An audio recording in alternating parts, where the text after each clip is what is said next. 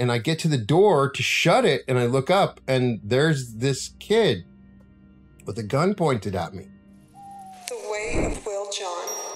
It's a story I've obviously had to tell quite a few times. And I find it's very similar to a lot of stories I hear where people have near-death experiences and they sort of re-examine their life.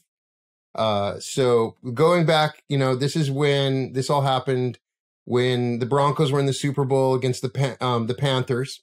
So it's a big day. I'm a huge Bronco fan, season ticket holder. And so, I had been studying and researching consciousness for a long time. It wasn't just this moment where it happened, but I was still lost a little bit. I had not really stepped back and looked at what my role in life should be and what I want to do and things like that. So I had the knowledge downloaded, but it was not being used. It's kind of where I was at. And so, my Broncos win.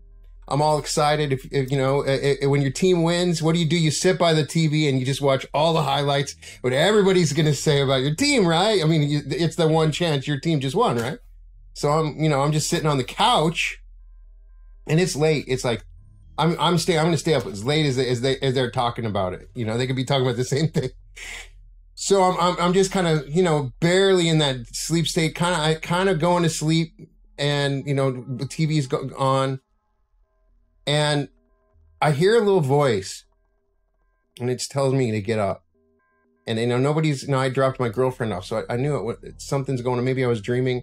I kind of, groggily look up, and I see that the porch door is open halfway. And I had a little house at the time where I had a living room, and you could go around to the bedroom, and both faced out to the backyard where there's a pool. And so when I looked out, I said, oh, I left my door open.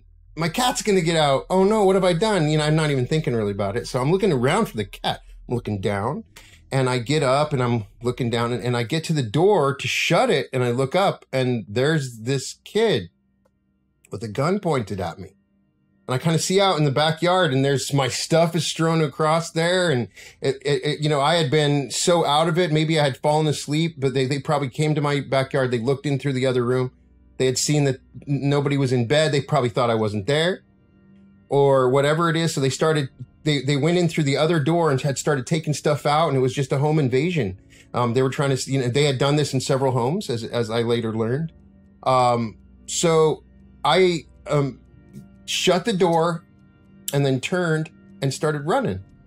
And I hear everything starts to slow down in this moment. I'm obviously in some cosmic space where I have an awareness of multiple realities going on.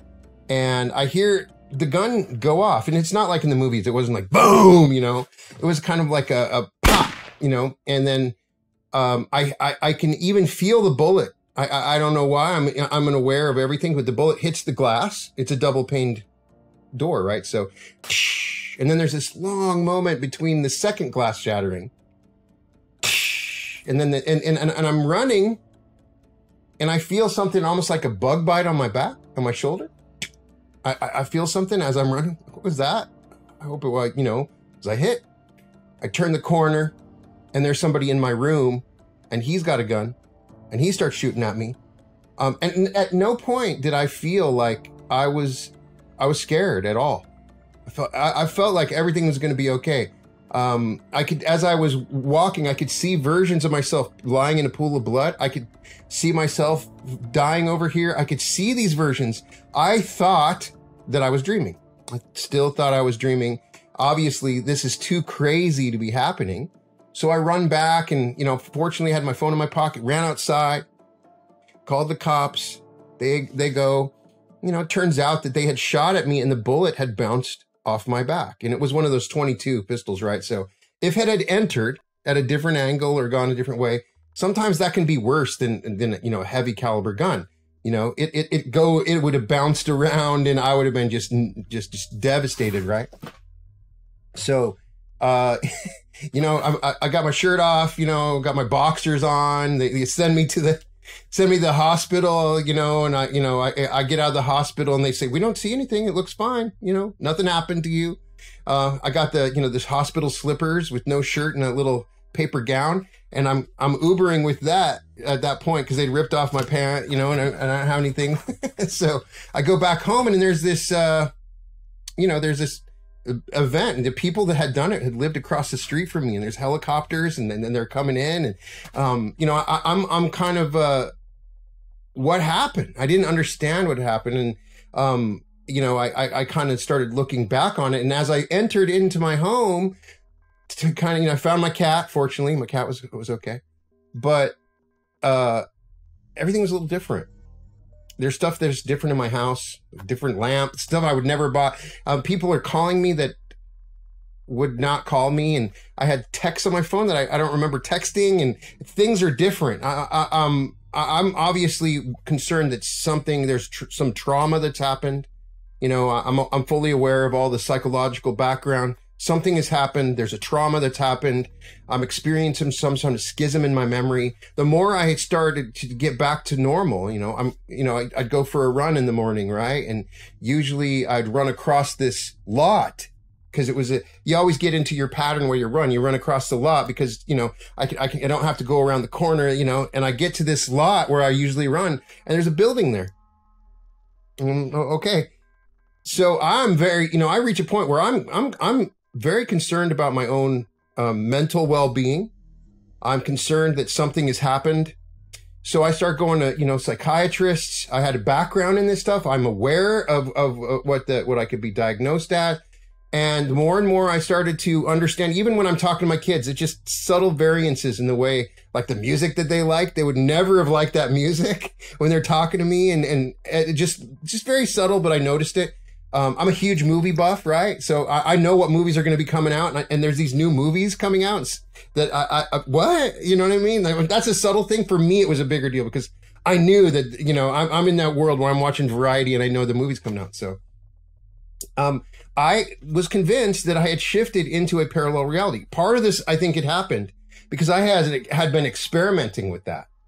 I knew about the physics of the multiverse and had been trying to do quantum jumps in meditation and had experienced some effects. So I had believed my consciousness had sort of removed the veil a little bit. It was a little bit looser at the time when I started doing this. And when this happened, it was a sudden emotional burst of energy that shot me into a place where I could see the multiple options available to me. So, after I started experimenting with this and I'm aware that I can shift into realities. And then I'm looking back on it. I realize, what have I really done? And I shouldn't be alive. And what would I have left behind if that dude's bullet had just, sliced me up? I would have, I would have been ashamed at the life that I had lived and what I contributed and what I'd done for the world. And so it was a huge motivator because I realized I need to change, and I have a chance, even if I live for 2 months. For the next 2 months, I'm going to focus my life on helping people with the knowledge and information that I had. And it just shifted my awareness beyond myself into what can I do to be of service and help other people. And it was every single breath at that point is a blessing. Every time I blink my eyes, it's another time I can blink my eyes that I couldn't before. And so I'm walking along. It doesn't matter how shitty my life is. It's better than being dead, right? And so it's pushed me like a huge wave. My whole life had changed at that point where I could take these things that I'd learned and I could pass them on to other people, techniques, ideas. Because if you follow my podcast, you know that I'm a nerd. I read a lot. I read a lot, and so it sort of over time started to evolve to where. A lot of people were on a similar path where they could learn and maybe they didn't want to do the reading and stuff. So I kind of became a filter, a conduit where I could take a lot of information and then like present it to people and they could assimilate it. And so people have kind of used me as a conduit to learn about this stuff. I've never claimed to be a guru because I'm always going to be a student to the very end. I don't know. And as you get with my podcast, I'll read stuff, I'll contemplate stuff, but I'm not going to be saying this is how it is. I'll say maybe this is how it is. Isn't that cool? And so a lot of people have responded to that. And so as a form of service, I'm sort of a filter where I can take complicated concepts of spirituality and consciousness, and then and bring it to people, and then kind of transfer it. And that's been that's what's ended up happening with my podcast, and it's a wonderful thing. I'm so happy that I got this second chance. I'm so happy I got this second chance. That's what I'm writing about with the book. That's why I was inspired to do my podcast. And I'm continuing because I had learned easy ways to change my life. And as I started to understand, I could shift into realities of my choice. And everybody can. People are talking about the law of attraction. Maybe they don't understand what's really going on. So I tried to understand the physics of it, the dynamics of it, what exactly is happening. And I have created some systems and techniques and some meditations where people can, in the worst situation, they can be completely broke. They can have lost everything and they think there's no hope. And they can start using some of these techniques. They can shift into a reality where everything's perfect. And I'm just continuously every day getting people that come to me that have found that this is the way that they could overcome whatever they're going through in their life. And I'm constantly trying to gather new material that confirms this and broadens and expands it, like Neville Goddard and Joseph Murphy and others. That's basically what happened, and that's kind of my story.